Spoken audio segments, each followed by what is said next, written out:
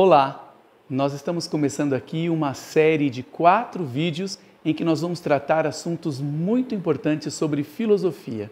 Nós queremos ver nesses 4 vídeos a relação entre os autores do Novo Testamento da Bíblia com a filosofia grega.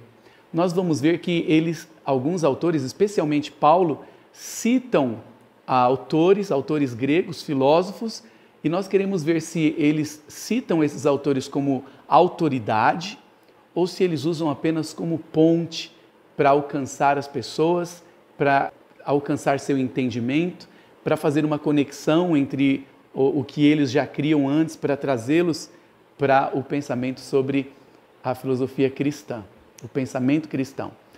Antes de começarmos, eu quero agradecer aquelas pessoas que eu já convidei de antemão, antes de gravar os vídeos, para que elas possam assistir e dar o seu comentário embaixo, a sua reação, a sua impressão ou o impacto que essas novidades que eu vou trazer, esses pensamentos, podem causar nelas. Muito obrigado a vocês. Assim a gente vai poder concluir esse ciclo de estudos e eu tenho certeza que vai ser bom para todo mundo. Nós vamos aprender muito e é sempre bom aprender, não é verdade? Então vamos lá. Será que existe alguma relação entre os autores do Novo Testamento, o que eles escreveram, com a filosofia grega? A gente sabe que a filosofia grega era muito influente nos tempos do Novo Testamento. Já eram os romanos que estavam dominando como um império, antes era a Grécia, mas vieram os romanos, dominaram as pessoas com o seu poder militar, com o seu governo, mas a cultura grega, a filosofia grega continuava forte. E a gente sabe que isso influenciou muito também os judeus. Aí surgiram até os judeus cabalistas ali, né, que criaram um monte de filosofia misturado com pensamento grego. Mas será que a teologia cristã tem mistura de filosofia grega junto com ela? Uma coisa é certa. Nós vamos ver que Paulo, nós vamos perceber isso aqui, especialmente Paulo, que tinha muita cultura, era um homem erudito, ele usava citações de filósofos gregos, às vezes diretas, como nós vamos ver aqui um primeiro exemplo, e às vezes umas referências indiretas. E a gente vai querer estudar aqui qual era o propósito dele, e se isso tornava a citação ou o autor grego da citação que ele apresenta como uma autoridade. Tá bom? Então a primeira citação que Paulo usa, eu vou dar aí como um exemplo, vai aparecer aí na tela para você, é o que está em 1 Coríntios capítulo 15, 33, quando Paulo diz assim: não vos enganeis, e aí ele cita: as más conversações corrompem os bons costumes. Ali em cima no vídeo, na tela, está a citação em grego, que ele faz igualzinho o que o Menander tinha feito na sua obra chamada Thais. A citação em grego está lá, para quem sabe ler as letrinhas em grego, deve ser algo mais ou menos assim: Terusin etei kresta homiliai kakai. Em grego é o contrário, tá? Ali está escrito assim: corrompem a moral boa as homílias más, as conversas más. Vê que interessante que a palavra má é caca. Ali está no plural, fica cacai. E a gente, talvez daí é que vai saber, não é? Que a gente fala para a criança, é caca, é caca. No grego, caca é coisa ruim, é má. Mas veja que interessante, as mesmas palavras, a mesma frase que foi usada por Menander na obra Thais e que antes tinha sido citada por Eurípides, pelo menos Sócrates escolástico diz isso no V século, que antes de Menander, Eurípides já tinha citado. Mas o fato é que Paulo não está criando uma frase do nada, mas também ele não plagiou, porque naquele tempo não existia plágio. Qual foi o objetivo dele? Era citar uma frase que as pessoas conheciam muito bem, e ele falou: isso é fato, não se enganem, as más conversações corrompem os bons costumes. Por que citar filósofos gregos? Por que citar coisas do paganismo, do secularismo? Será que era para criar pontes com as pessoas? E isso acontece muito no Novo Testamento. Mas será que eles chegaram a se contaminar com a filosofia grega? Alguns exemplos que nós temos, por exemplo, é João. João, o apóstolo, ele usa o termo logos, que aparece aí na tela, a palavra logos, de onde vem no português muitas palavras que terminam com logia, não é? Lógica. Aí você vê arqueologia, antropologia, o estudo do homem e por aí vai. A palavra logos, ela não só quer dizer razão ou algo racional, mas ela representava uma divindade maior, uma força, como digamos, que os gregos acreditavam, não todos, mas os estoicos, por exemplo, eles criam numa força inteligente, o logos, uma força do universo, e João talvez pegou carona aí, e ele aplica o logos para Jesus, talvez para pegar esse povo que cria nessa força e falar, olha, essa força sempre existiu, esteve com Deus e se fez carne, e se encarnou e habitou entre nós. A gente vai discutir mais sobre isso mais para frente, mas João foi brilhante aí, ao trazer essa força, essa inteligência, só que para eles, para os estoicos, não era uma inteligência, não era uma pessoa, era uma força, né? Mas João pega e diz que era uma pessoa que habitava com Deus, que esteve com Deus, que ele fez tudo, e no verso 14, João 1,14, e o Logos se fez carne.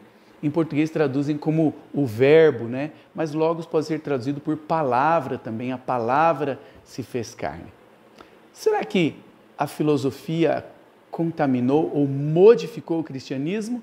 Nós vamos ver que não, que o cristianismo apenas pegou emprestados alguns pensamentos, mas como pontes ou para alcançar mentes que eram filosóficas, que eram secularizadas, para trazer para o cristianismo. Veja, é possível que o próprio Senhor Jesus usou algumas expressões para facilitar para eles entenderem. Por exemplo, o Senhor Jesus, ele usou a expressão hipócrita. O que era hipócrita?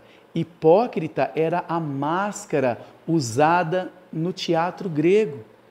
Alguns usavam como hipócrita o termo para o próprio ator, uma pessoa mascarada, ele colocava a máscara ali feliz, dando risada, ou a máscara triste. Jesus usou também a expressão discípulos, mathetai, que era usado também pelos gregos, que tinham seus discípulos. E veja que interessante, quando Jesus fala que ia tornar as pessoas, seus discípulos, em pescadores de homens, talvez não fosse novidade para aqueles que tinham algum contato com a cultura grega. Porque, conforme o autor que aparece aí na tela para vocês, um pesquisador, ele diz que essa expressão, essa analogia, essa figura de linguagem, era usada por Platão, que diz que ele pescava alunos usando iscas de sabedoria. É claro que pode ser uma coincidência também, não é? Porque essa metáfora ela acaba sendo uma metáfora, uma analogia comum. Usar iscas para pescar pessoas, e ainda mais falando para pescadores. Eu não quero assustar os meus amigos cristãos, como eu também sou cristão, dizendo que Jesus estava copiando filósofos gregos. Mas o fato dele usar a palavra hipócrita numa cultura grega mostra que pelo menos ele conhecia o ambiente em que eles estavam e procurava usar uma linguagem acessível para eles entenderem. Quando ele chamou as pessoas de hipócritas, todo mundo entendeu que ele estava se referindo aos atores que usavam as máscaras para mostrar uma expressão, mas que por baixo da expressão era outra. Tanto é que a palavra hipócrita vem de duas palavras no grego, né? Hipo, que é por baixo, a pessoa que estava por baixo da máscara, e krita, que quer dizer julgamento. Está por baixo, por trás de um julgamento, você está vendo só a máscara. Você não está vendo o que está por trás, por baixo dela. Interessante, não é? Será que a cultura grega tinha alguma autoridade bíblica? Se Paulo usou uma frase ou outra de um autor, isso quer dizer que ele estava validando tudo que aquele mesmo autor tinha dito em outras circunstâncias? A gente sabe que não é assim que acontece, não é? Por exemplo, eu posso citar um político, uma frase de um político ou de um autor e não concordar com tudo mais o que ele diz. Posso citar a frase de um filósofo também que hoje está em alta, né? Temos alguns filósofos aí falando. Eu posso citar uma frase ou outra dele e não concordar com tudo que ele diz, ou com um religioso e não concordar com tudo que ele diz. Veja só que interessante, o apóstolo Paulo, ele conhecia a cultura grega porque ele era erudito, ele era uma pessoa muito estudada, não só no assunto dos fariseus, que ele fazia parte dos grandes círculos eruditos, mas Paulo conhecia também a cultura grega. Há uma ocasião, aparece aí na tela para você, uma ocasião em que, quando está na Bíblia isso, no livro Atos dos Apóstolos, capítulo 21, 37, há uma ocasião que diz assim, que quando os soldados estavam para introduzir Paulo na fortaleza, estava tendo um tumulto ali, e aí ele perguntou para o comandante que estava conduzindo ele, posso dizer-te algo? E ele falou em grego. E aí o guarda, o comandante ficou surpreso e disse para ele, você fala grego? Você vê que era um homem muito culto. E aí então, se você continuar lendo o texto, então ele se dirigiu ao povo ali no alto do muro, porque eles queriam linchá-lo, e ele começou a falar em hebraico, ou em aramaico, como eles chamavam na época. Mas para que não se deixe pensar que Paulo era influenciado pela cultura grega, eu já tenho que dar um pressuposto aqui. Eu já tenho que dar um spoiler antes para a gente ir se baseando nisso, para a gente já ter um norte para se dirigir. Veja esse texto que aparece aí na tela para você. Logo de cara, a gente tem que ter esse pressuposto em mente. Isso está numa das epístolas de Paulo aos Colossenses, no capítulo 2, versículo 8. Ele diz assim, ó, tenham cuidado para que ninguém venha enganá-los com sua filosofia e vãs sutilezas, conforme a tradição dos homens, conforme os rudimentos do mundo, e não segundo Cristo. Então veja, o apóstolo Paulo está dizendo assim, ó, cuidado com a filosofia que não é segundo Cristo, cuidado com aquela filosofia que é segundo o mundo, segundo a tradição dos homens. Então, logo de cara, a gente já tem aqui um aviso. Paulo está dizendo, cuidado com a filosofia secular. Tem coisa boa que dá para usar? Tem, se ela condiz com a filosofia de Cristo. Tá? Então, a gente já tem aqui um norte. A gente vai ver algumas citações muito interessantes que Paulo usa, e algumas são até polêmicas, como você vai ver. Mas a gente já tem aqui um norte. Ele fala, cuidado, se não é segundo Cristo, vai enganar vocês. Vocês têm que prestar atenção, ele está dizendo, que ninguém venha enredá-los. Tá bom? Então veja, Paulo era muito culto. Paulo fazia parte do Sinédrio, provavelmente. Não dá para ter certeza disso, mas tem textos na Bíblia que diz que ele autorizava as coisas a acontecerem ou não, que Paulo dava votos para perseguir os cristãos antes dele ser convertido. Então veja, ele tinha uma autoridade, ele dava votos, só que para ser membro do Sinédrio tinha que ser casado. Então esse é o ponto polêmico, porque em nenhum momento das Escrituras é mencionado uma esposa de Paulo. Ainda bem, né? Porque ele vivia tanto tempo fora, viajando e levando chicotadas e sendo perseguido, não tinha uma esposa sofrendo por causa disso, pelo jeito, tá bom? Então, Paulo, ele era um fariseu extremamente educado, aos pés de Gamaliel, como ele mesmo diz, que é um judeu erudito, que tem escritos dele até hoje.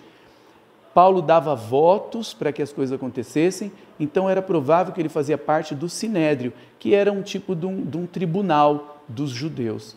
Só não se dá para confirmar isso porque não menciona uma esposa e tinha que ser casado, a não ser que Paulo fosse um viúvo ou que tivesse tido uma esposa e se divorciado por algum motivo. Tá? Então, Paulo era tão culto tanto no mundo judeu como no mundo grego. Ele conhecia os filósofos, provavelmente ele lia também e conhecia, como nós vamos ver aqui. E Paulo estava agora em Atenas, o centro da filosofia grega. Lá em Atos 17, Paulo faz um discurso fantástico para pessoas de mentalidade grega. Ele não cita a Bíblia como autoridade naquele discurso de Atos 17. Por quê? Porque ele não está falando com os judeus. Se ele falasse da Bíblia para os gregos, ele ia falar, que livro é esse? Tá? Então, ele vai fazendo um discurso muito inteligente e ele cita ali, pelo menos, nós vamos ver hoje, pelo menos 2 filósofos gregos que ele chama de poetas, para tentar confirmar o que ele está falando para pessoas que conheciam aquela cultura. Veja aí na sua tela que a discussão dele já começou quando ele se encontrou com alguns filósofos epicureus e estoicos. Ao longo desses 4 vídeos, a gente vai ver quem eram esses filósofos epicureus e estoicos. É muito interessante isso. Então você vê aí na tela em Atos, capítulo 17, versículo 18, que diz assim: ora, quem está escrevendo é Lucas, tá? Lucas foi quem escreveu o Evangelho de Lucas e o livro de Atos também. E lá ele diz assim, no capítulo 17, verso 18: ora, alguns filósofos epicureus e estoicos disputavam com ele, com Paulo, estavam discutindo ali, usando um papo cabeça, racional, acadêmico, para a filosofia da época, para os pensamentos da época, e uns diziam: o que quer dizer este paroleiro? Tem traduções que dizem esse tagarela, esse falador, e outros diziam: parece ser pregador de deuses estranhos.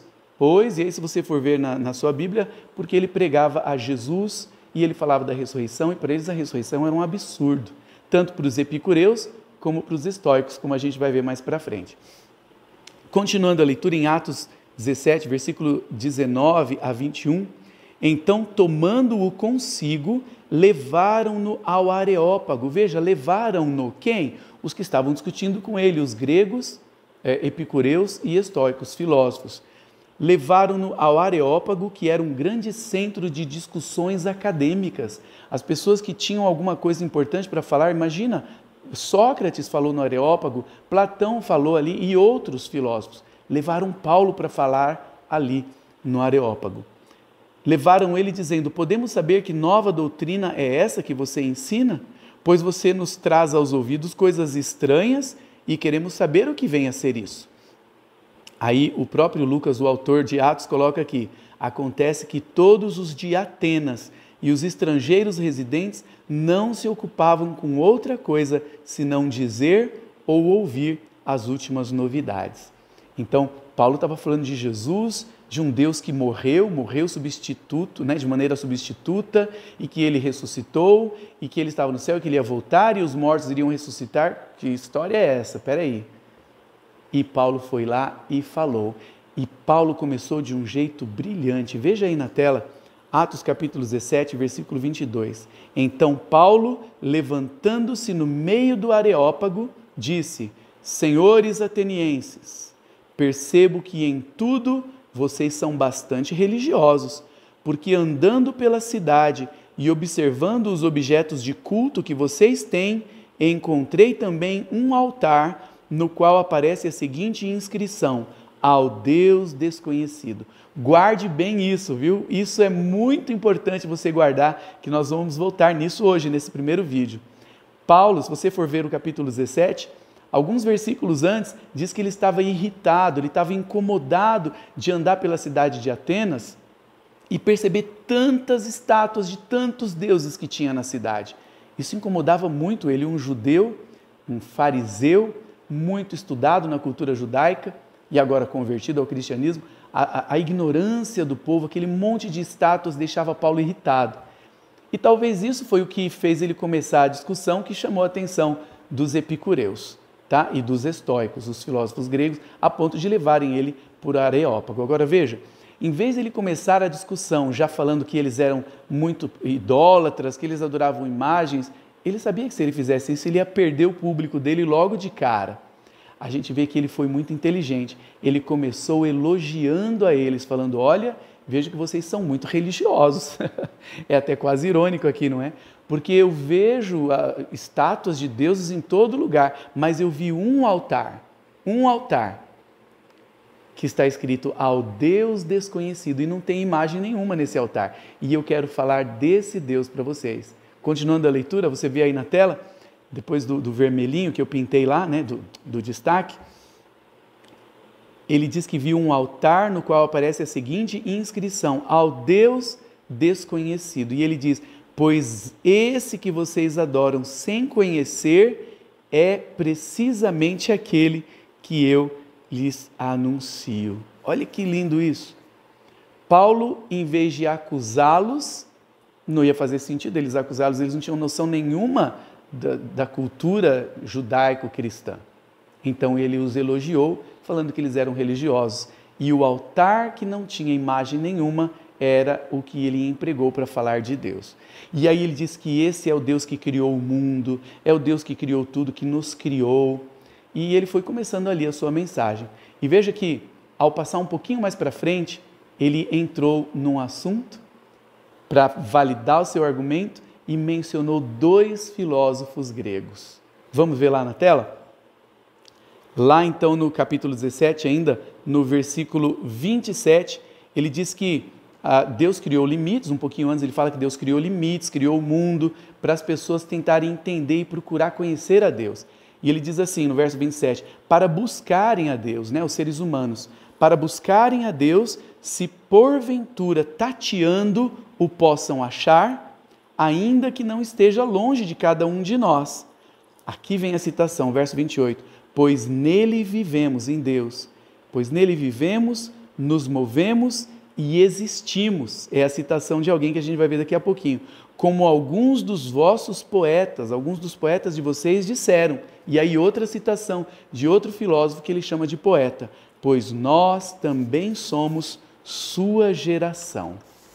Citou 2 poetas aí. Aí na tela aparece para você quem são os que ele chamou de poetas, mas que são filósofos gregos. Lá em Atos capítulo 17, versículo 28, eu coloquei 28a, que é na primeira parte do versículo. Ele citou Epimênides. Nós vamos ouvir falar mais de Epimênides, tá bom? Daqui a pouquinho. Epimênides, conforme uma citação de Clemente de Alexandria no livro Estrômata, tá bom? Aí está a passagem em que o Clemente de Alexandria, nos primeiros séculos do cristianismo, ainda tinha essa obra de Epimênides escrita. Hoje nós não temos, só temos citações dele, mas o Clemente diz que essa obra era uma citação de Epimênides que foi citada por Paulo, porque nele vivemos e nos movemos e existimos. Tá bom? E eu quero colocar aqui para você uma outra tela em que aparece a citação do Epimênides. Guarde bem esse nome, tá bom? Epimênides. Ele era um filósofo de Creta, da ilha de Creta. E aí você vê aí na tela que tem uma obra que se chama Crética. Eu não sei se tem a ver com Creta, provavelmente, tá?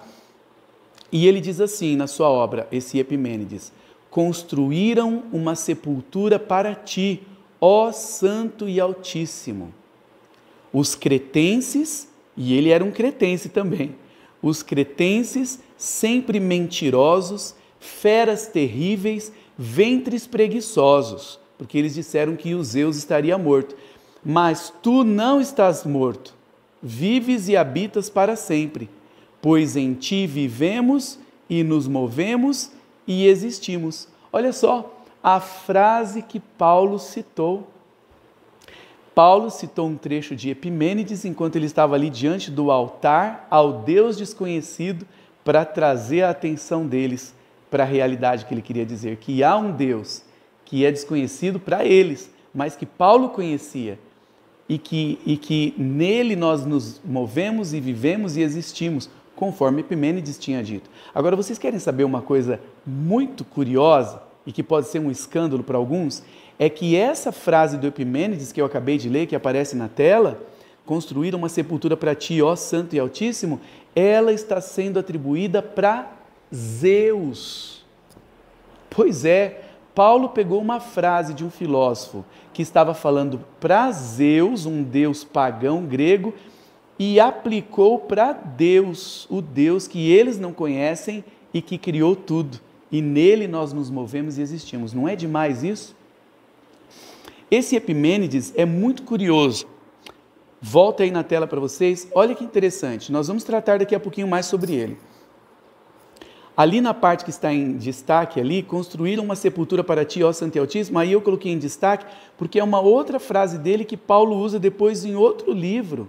Paulo usa no livro de Tito essa frase aí: os cretenses sempre mentirosos, feras terríveis, ventres preguiçosos. Veja que o Epimênides ele é bastante discutido entre alguns filósofos, porque ele criou uma coisa que chamam de o paradoxo de Epimênides. Como assim?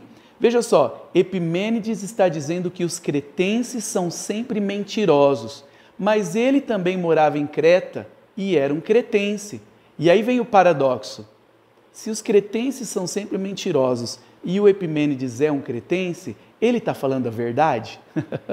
Ao dizer que os cretenses são mentirosos, um mentiroso está dizendo é a verdade? É o paradoxo de Epimênides. E Paulo usa isso, essa frase dele lá em Tito, daqui a pouquinho a gente vai chegar lá. Voltando para outra tela que a gente já viu, a gente viu a primeira citação, né? Atos capítulo 17, versículo 28, a primeira parte do versículo. Ele citou um trecho de Epimênides que diz que nele nós vivemos, nos movemos e existimos. E Paulo está aplicando para Deus, o Deus Criador, que para eles ele diz que era desconhecido. Mas Epimênides estava falando de Zeus.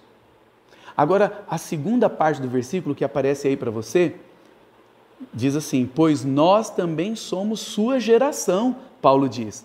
Então, Paulo citou dois filósofos numa só passagem ali, no versículo 28, e essa segunda passagem é de Aratos, também um filósofo, um poeta grego, e está no livro Fenômena, de Aratos. Agora, você quer saber uma coisa impressionante? Que isso não abale a sua fé, não abala a minha, porque eu vou explicar isso para vocês.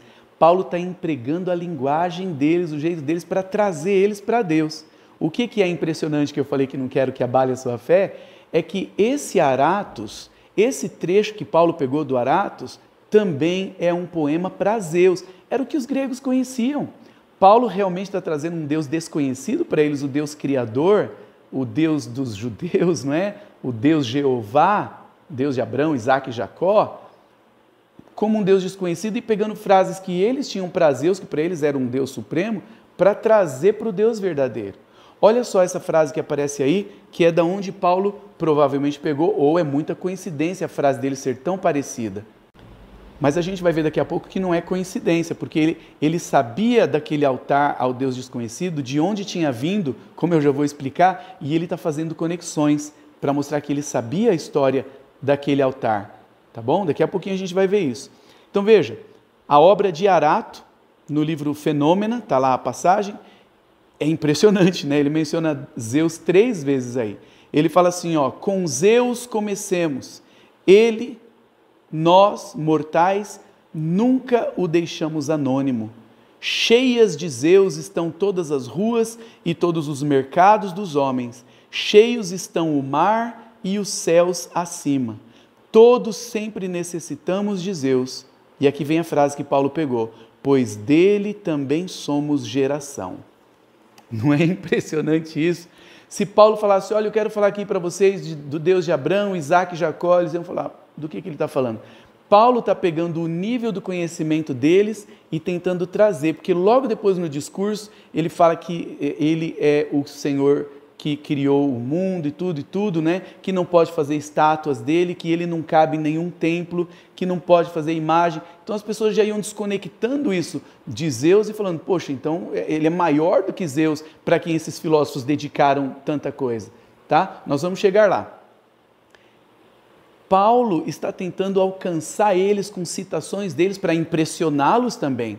É como você vê um estrangeiro chegando aqui citando os nossos poetas, citando Carlos Drummond de Andrade e Machado de Assis. Você vai falar, uau, esse homem aí, ele entende, ele leu o nosso material, ele sabe do que ele está falando.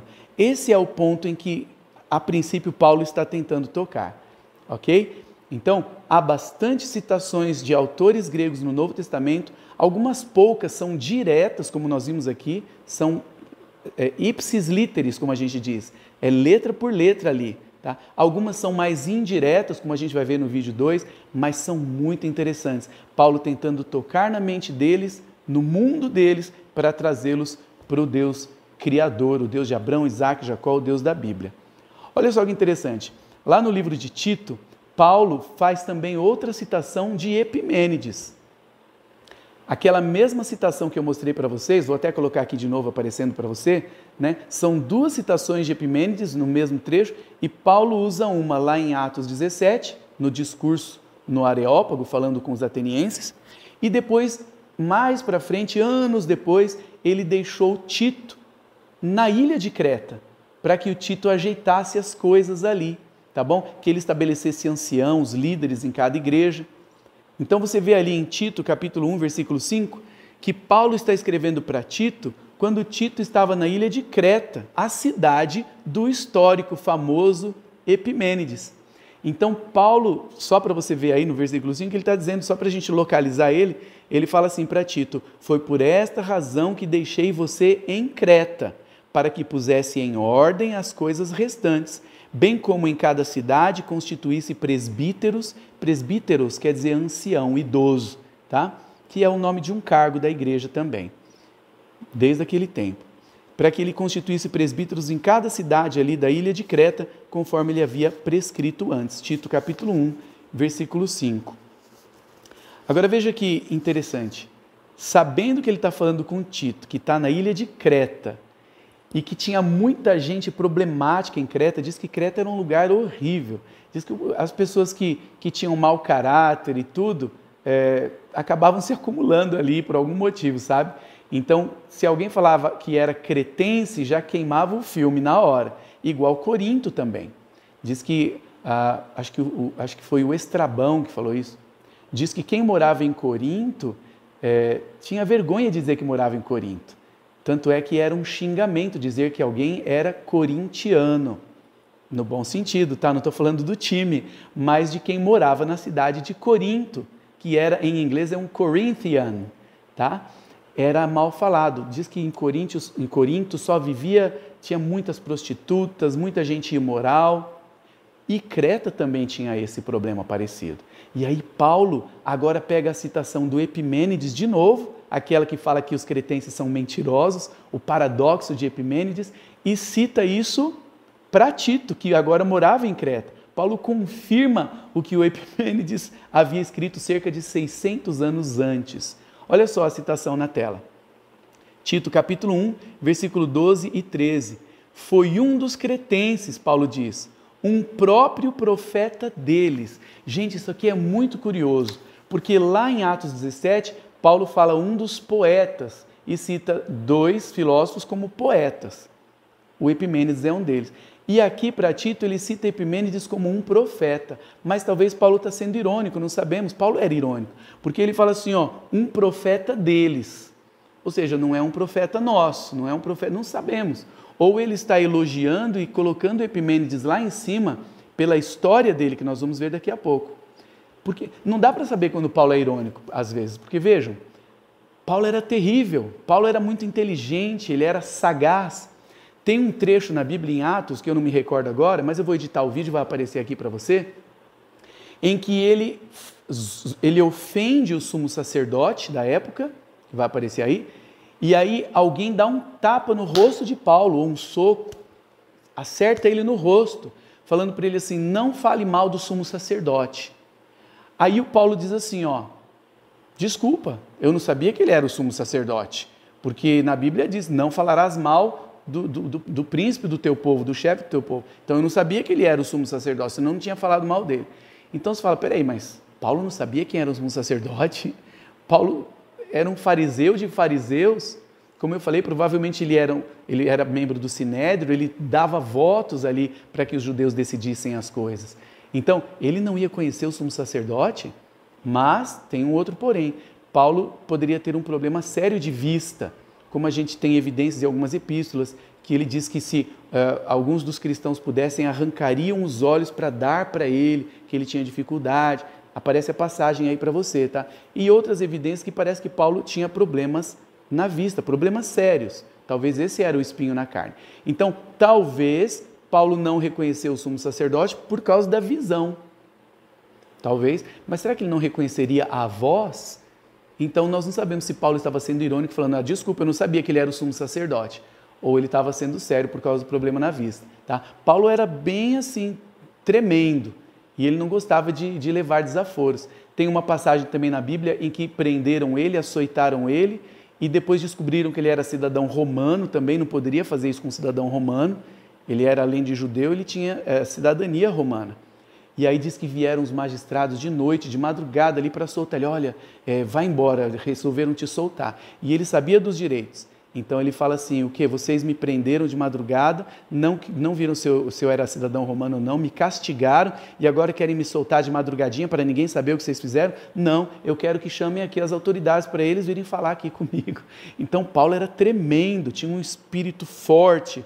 Então nós não sabemos se ali quando ele chama o profeta, o Epimênides, esse filósofo grego de Creta, cretense aliás, não sabemos se ele está sendo irônico, dizendo que é um profeta deles, ou se ele está exaltando Epimênides pelo que ele fez, como nós vamos ver daqui a pouquinho. Então vamos lá para a citação de novo, Paulo falando para Tito, ele fala assim, foi um dos cretenses, o Epimênides, um próprio profeta deles, que disse, e aí vem de novo aquela citação que a gente viu, os cretenses são sempre mentirosos, feras terríveis, comilões preguiçosos.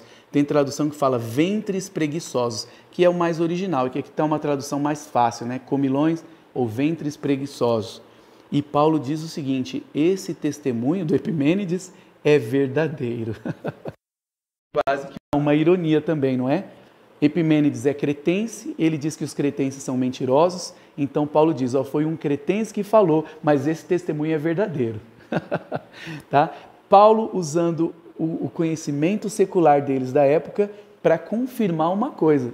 Tito, toma cuidado aí na ilha. Se você continuar a citação, eu só coloquei essa parte, se você continuar lendo depois que Paulo fala isso, ele fala, é verdadeiro, cuidado com eles, vai lá e disciplina eles, não dá mole para eles não, para os cretenses, viu? Vai lá e seja firme com eles. Isso que o Epimênides falou, isso é verdade. Então perceba, Paulo pode usar pessoas que ele conhecia a cultura, que ele conhecia algumas obras escritas, que ele conhecia a fama, para afirmar um ponto ou outro. Veja, imagina, o Tito está na ilha famosa de Creta, do famoso Epimênides. Paulo quer dizer que eles são preguiçosos, que eles são terríveis, e não vai usar a citação do homem por isso, sendo que é um ponto que ele concorda? Interessante, não é? E Tito provavelmente recebeu a ordem e foi firme ali com o povo, porque eles tinham essa fama de ter um caráter terrível, tinham um jeitinho cretense deles, ok? Quem foi Epimênides? Nos outros vídeos nós vamos continuar trabalhando vários assuntos muito legais como esse. E nós vamos ver que Paulo cita até Platão, indiretamente aí, mas para poder confirmar coisas que ele acredita diferente de Platão.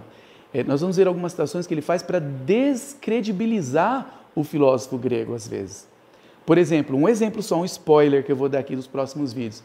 Ele chega e fala assim, tem um trecho de Platão, nós vamos comparar, colocar lado a lado, que Platão, citando a morte de Sócrates, que o Sócrates teve que ele foi condenado a tomar o veneno, né? Tomar cicuta, foi a condenação dele à morte, enquanto o remédio ia fazendo o veneno, né? Diz que a diferença de remédio e veneno é a dose. Enquanto o veneno ia fazendo efeito, diz que demorava um tempo, ele ia conversando, e Platão escreveu sobre a morte de Sócrates, as conversas. E o Sócrates, uma das coisas que ele fala é assim, será que existe alma ou não? Não sabemos, ele fala. Se existir alma, Sócrates falando, eu vou morrer e vou continuar a vida e tal. Agora, se não existir alma, eu vou apagar, vou entrar num breu e acabou. E aí ele fala assim, num dos trechos, ele fala assim, eu sei que o tempo da minha partida está chegando. Algo parecido com o que Paulo fala depois. O tempo da minha partida está chegando. E aí ele fala assim, o que é que vai ser depois, só Deus sabe. Isso é o que o Platão escreve sobre o Sócrates, as falas do Sócrates. Sabe que o Sócrates não escreveu nada, né? Sócrates falou muito e o Platão escreveu os escritos dele e outros, tanto que concordavam com ele, como adversários também escreveram sobre ele. Então veja só, ele fala, o tempo da minha partida está chegando, a minha morte está chegando. E o que é que vai ser depois da morte? Só os deuses sabem, ou só Deus sabe, não lembro se ele fala no singular ou no plural. E Paulo, ele fala assim, que o tempo da partida dele está chegando.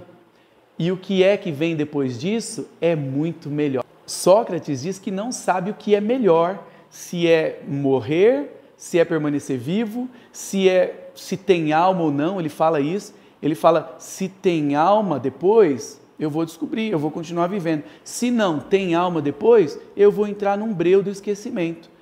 Não sei o que vai ser. Então ele fala assim, eu sei que a minha partida está chegando. E Paulo fala isso depois, né? O tempo da minha partida está chegando. Está próximo, se aproxima. É bem parecido. E o Sócrates, ele fala assim, eu não sei se eu vou morrer ou não. E eu não sei se vai ter alma ou não, se eu vou ter um breu, se eu vou continuar vivendo. E nem sei o que é melhor também, veja só. Não sei se é melhor continuar vivo ou morrer, ou se tem alma, se não tem, só os deuses sabem. E aí Paulo lá depois fala assim, que o tempo da partida dele está chegando, que já faz lembrar, não é? E numa outra ocasião ele fala, e partir e estar com Cristo é muito melhor. Enquanto Sócrates diz que não sabe o que é melhor, Paulo diz, estar com Cristo é melhor. Tem muitas coisas assim interessantes, que nós vamos trabalhar mais para frente. Esse vídeo já está quase acabando no tempo dele, mas eu quero dizer quem foi Epimênides. Tem um livro fantástico que eu recomendo para vocês. Aparece aí na tela, a edição da esquerda é a mais antiga, foi a que eu li, e aquela capa da direita é a edição mais recente, tá? O nome do livro é O Fator Melquisedeque. Por quê? Porque ele menciona primeiro Melquisedeque como um exemplo de que não eram só os descendentes de Abraão que conheciam a mensagem de Deus Jeová, Criador e tudo mais. Melquisedeque era um sacerdote antes de existirem os sacerdotes abraâmicos ali, descendentes de Abraão, tá bom? Então Melquisedeque já conhecia Deus, era um sacerdote do Deus Altíssimo, e aí por isso que o nome chama o fator Melquisedeque, e ele mostra outros exemplos de pessoas que já conheciam ao Deus da Bíblia, sem ter conhecido os judeus que pregavam a mensagem. E ele cita a história de Epimênides como um exemplo desse. Veja só, Epimênides viveu cerca de 600 anos antes de Cristo. Ele era um filósofo cretense, como nós já vimos, 600 anos antes de Cristo, e ele falava muito de Deus, mas Deus, e às vezes atribuía para Zeus, que era acho que o melhor que ele conhecia. E diz que Atenas estava uma vez com uma doença, uma praga, uma epidemia tremenda. E diz que tentaram todos os deuses gregos, como Paulo, a gente viu, Paulo estava em Atenas depois, irritado com tantos ídolos, diz que nessa época tentaram todos os deuses gregos e a praga continuava matando as pessoas. E olha só que interessante, e aí diz que foram para o oráculo para tentar descobrir o que fazer. O que era o oráculo? O oráculo era um tipo de um templo, uma casinha, em que ficavam mulheres ali dopadas o tempo todo com fumaça de ervas intoxicantes, e as pessoas iam lá consultar essas mulheres drogadas para ver o que é que as divindades falariam através delas. Era o que eles conheciam, não é? E às vezes falavam coisas desconexas, eles tentavam adivinhar o que é a charada e tal. É o oráculo. E diz que os sacerdotes, isso está tudo no livro O Fator Melquisedeque, vale a pena você ler, tá? Eu estou resumindo aqui. Os sacerdotes foram até o oráculo para ver o que é que os deuses poderiam dizer para eles. E veja que interessante, o oráculo indicou que um filósofo lá na ilha de Creta poderia ir até Atenas e ajudá-los a acabar com a praga. Interessante, não é? E então eles se reuniram e mandaram alguém para ir buscar o Epimênides na ilha, 600 anos antes de Cristo. O Epimênides então foi acompanhando, pediram para ele, olha, por favor, ora para as suas divindades, nos ajuda, veja o que é que a gente pode fazer para acabar com a praga em Atenas que está matando muita gente. E diz o livro, na pesquisa que ele fez, que assim que o barco chegou na ilha ali, né, que eles foram chegando em Atenas, diz que o Epimênides já ficou surpreso com o tanto de ídolos que tinha lá, assim como Paulo ficaria surpreso 600 anos depois, como está lá em Atos 17. Diz que o Epimênides perguntou para o sacerdote que estava encaminhando ele, falou, nossa, quantos deuses você tem na cidade? E diz que o sacerdote falou assim, praticamente um por habitante. Diz que à medida em que iam chegando novos moradores e tal, iam trazendo seus ídolos e ia só somando na cidade. Ele falou, são muitos deuses, praticamente um por habitante. O Epimênides ficou surpreso. E diz que ali ele foi, viu a situação e pediu para eles o seguinte, olha, eu quero que amanhã vocês me tragam 2 grupos de ovelha. Ninguém sabe explicar por que ele quis fazer assim, baseado nas crendices dele, ninguém sabe explicar por quê. Mas ele pediu para levar 2 grupos de ovelha no dia seguinte. e era para as ovelhas estarem com fome. E diz que era para soltar elas ali no monte ali, não é, de Atenas, perto ali de onde estava o Areópago, de onde Paulo pregou depois, 600 anos depois. Olha que interessante, Paulo conhecia essa história. Presta atenção, por isso que ele citou um trecho de Epimênides também.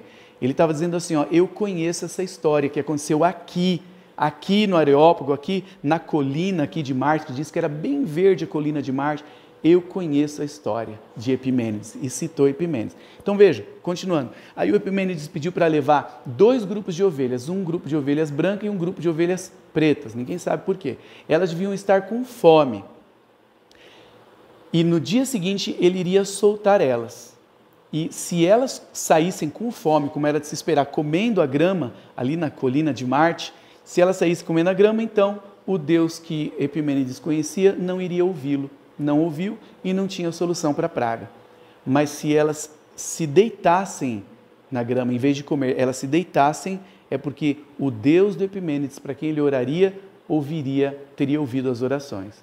E veja que interessante, apesar do Epimênides ter escrito para Zeus, era o que ele conhecia, era o melhor que ele tinha, mas parece que ele tinha alguma coisa além disso na sua mente. Era o que se tinha de melhor para ajudar o povo na época. Era o que tinha. Então veja, levaram as ovelhas no dia seguinte, 2 grupos de ovelhas, o grupo de ovelhas brancas e o grupo de ovelhas negras. E o Epimênides orou ao Deus desconhecido antes de soltarem as ovelhas. Diz que o Epimênides se ajoelhou e orou. Está o trecho lá no livro para você ver a oração dele. Ele falou, Senhor, por favor, se o Senhor puder ajudar esse povo, se o Senhor quer ouvir a oração deles e pode curá-los, permita que essas ovelhas que estão com fome não comam da grama, do capim. É uma demonstração de que o Senhor ouviu. Se elas saírem e se deitarem, é porque o Senhor nos ouviu.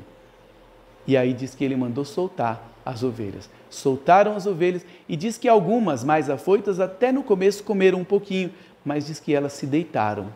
As ovelhas se deitaram e o Epimênides disse para eles, Deus ouviu a oração de vocês. E aí os sacerdotes falaram, isso é maravilhoso, que Deus é esse? Para a gente fazer um altar, uma imagem aqui para ele, para acrescentar o nosso panteão. Que Deus é esse? Ele falou, ele não tem nome. Não tem nome? Não, não tem nome. Mas como é que a gente faz para colocar um altar aqui? Coloquem ao Deus desconhecido. Uau! É o altar que Paulo usou 600 anos depois para trazer o povo à ideia de Deus. E veja que interessante, diz ainda a história que os sacerdotes queriam fazer uma imagem para esse Deus sem nome, esse Deus desconhecido. E perguntaram para ele qual é a imagem dele, qual é a aparência dele. E o Epimênides disse que não, ele não gosta, ele não deve fazer imagem para ele para não diminuí-lo. Não se deve fazer imagem para ele. Mas como é que a gente faz um altar sem imagem? É um altar sem imagem e sem nome ao Deus desconhecido. E aí vem uma parte que a gente não gosta, né? Mas na época era assim que funcionava. Diz que cada ovelha que havia se deitado ali foi sacrificada para o Deus desconhecido e no mesmo local onde cada ovelha morreu, foi sacrificada, foi erigido um altar. Então não era um só, eram vários a princípio. Isso 600 anos antes de Cristo. E o autor desse livro, o Fator Melquisedeque, ele explica que cerca de 300 anos depois, então veja, 600 anos antes de Cristo, 300 anos depois, 300 anos antes de Cristo, os altares estavam em ruínas. E diz que alguém importante da cidade de Atenas sugeriu aos líderes que se preservasse a memória de Epimênides e do Deus do Epimênides, que 300 anos antes havia salvado a cidade. Então diz que de todos os altares em ruínas, diz a história que 300 anos antes de Cristo, né, ou 300 depois do que aconteceu com Epimênides, eles restauraram um altar ao Deus desconhecido e preservaram para não se perder a memória de Epimênides quando ajudou a salvar, a interceder pela cidade de Atenas enquanto as pessoas morriam naquela praga. 300 anos depois desse altar restaurado, aparece Paulo passeando pela cidade, revoltado, se você vê no comecinho do capítulo 17, com a idolatria da cidade. Acho que ele se lembrou de Epimênides e foi até o altar de Epimênides e disse que aquele altar falava do Deus verdadeiro. Como é que a gente sabe que Paulo conhecia a história? Porque Paulo, depois, como a gente viu em Atos 17, 28, ele cita um trecho de uma obra de Epimênides. Ele conhecia muito bem essa obra e ele tenta trazer as pessoas para o Deus que o Epimênides também não conhecia muito bem. O Epimênides conhecia os ídolos da cidade, parece que ele homenageava Zeus acima de todos, mas ele sabia que havia um Deus desconhecido acima, coitado, do que ele achava ser também uma divindade. Não tem uma história impressionante aqui para a gente? Que a gente não precisa condenar as pessoas que pensam diferente da gente, que sempre tem alguma coisa boa que a gente pode aproveitar para o bem? Eu acredito, Natal Gardino, que quando Paulo escreve para Tito, que estava morando em Creta, onde o Epimênides havia morado, aonde os sacerdotes de Atenas foram buscar o Epimênides, agora estava o Tito lá para evangelizar a cidade. Eu acredito que quando Paulo escreve para ele que o Epimênides é um profeta, isso é uma interpretação minha. Como eu falei, Paulo era irônico, Paulo às vezes era zombador, né? Era sarcástico.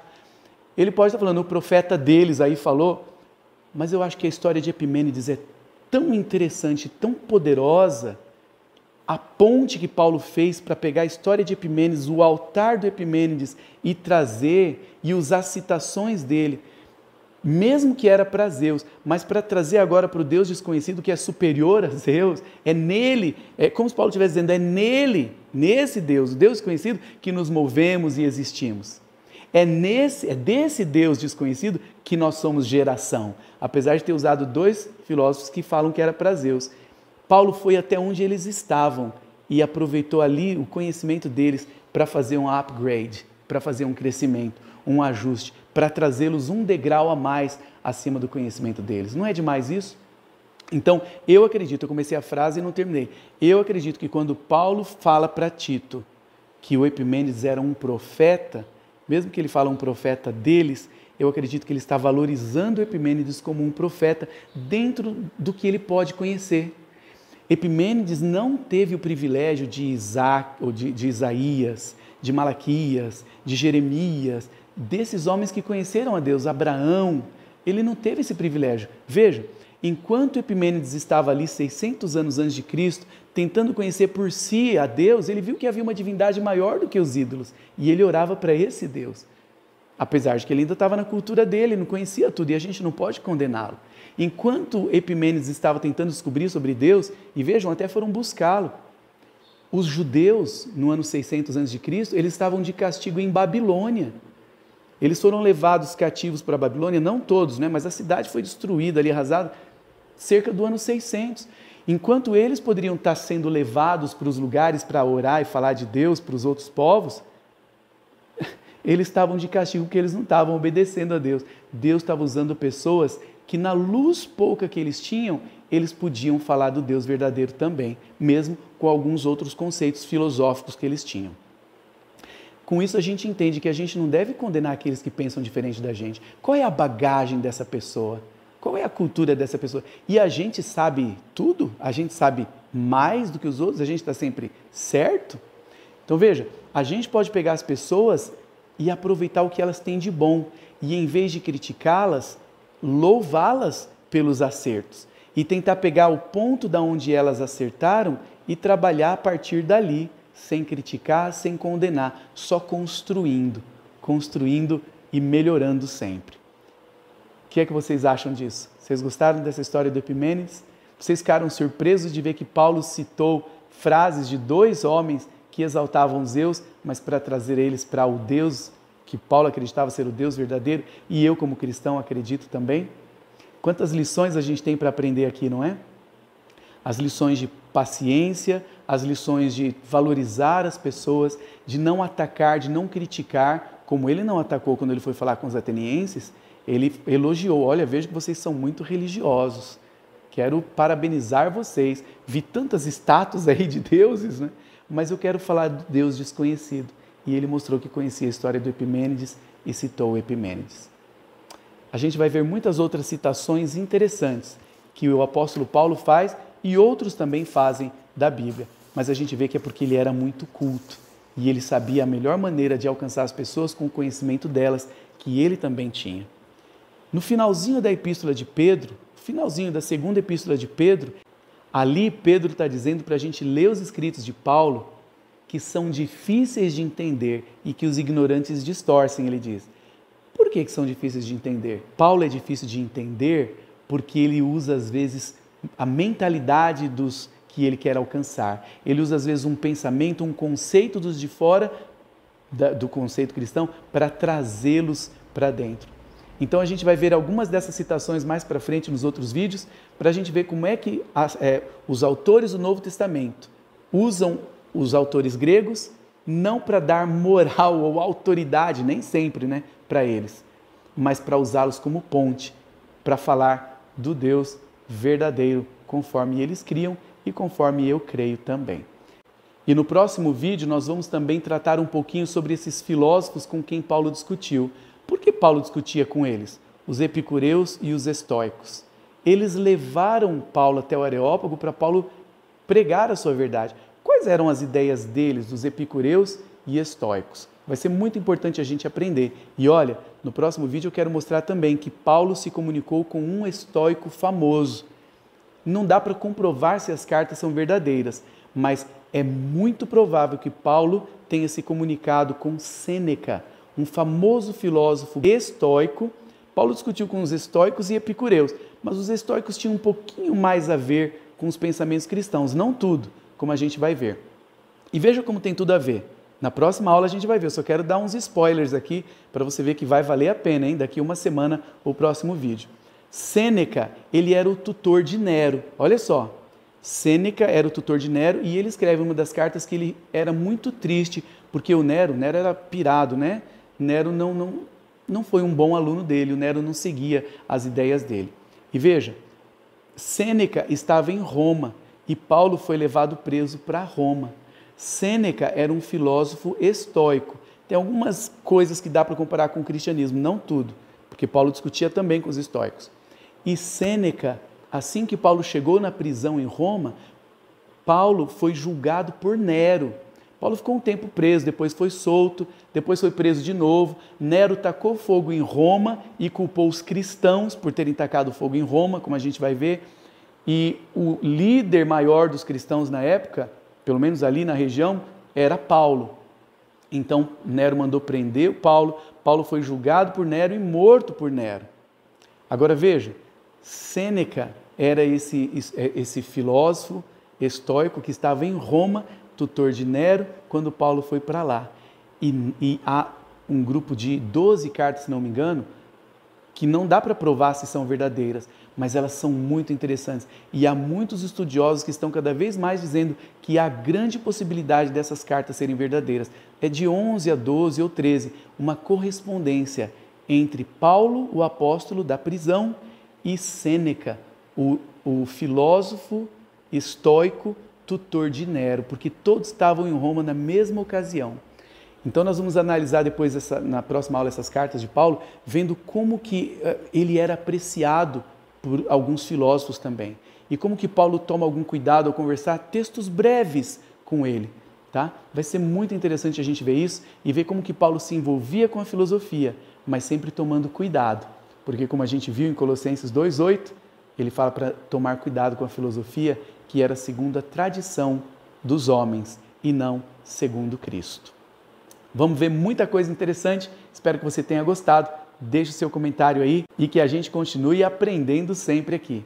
Obrigado pela participação, um grande abraço, valeu!